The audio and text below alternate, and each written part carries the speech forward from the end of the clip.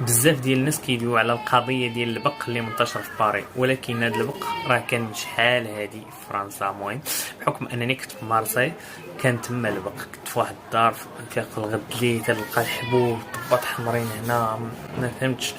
والصباح ما تشوف حتى حاجه فهمتي، ما كنتش عارف كاع. بدلت البلاصه ومشيت لاسبانيا، عاد خديت واحد الدواء صافي ولات واحد المده صافي تحيد داكشي. بالنسبه للناس اللي ما عارفين شنو هو البق، هي واحد الحشره كيبلغ الطول ديالها 4 ملم وكتغذى خصوصا على الدم ديال بنادم. هي ما كتغذاش على شي حاجه اخرى من غير الدم ديال بنادم.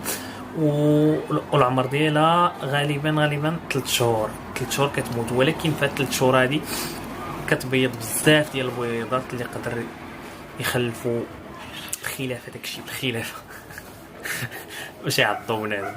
الاسباب اللي كنشوف اللي زادت في انتشار ديال هاد البق هذا هي دوك حوايج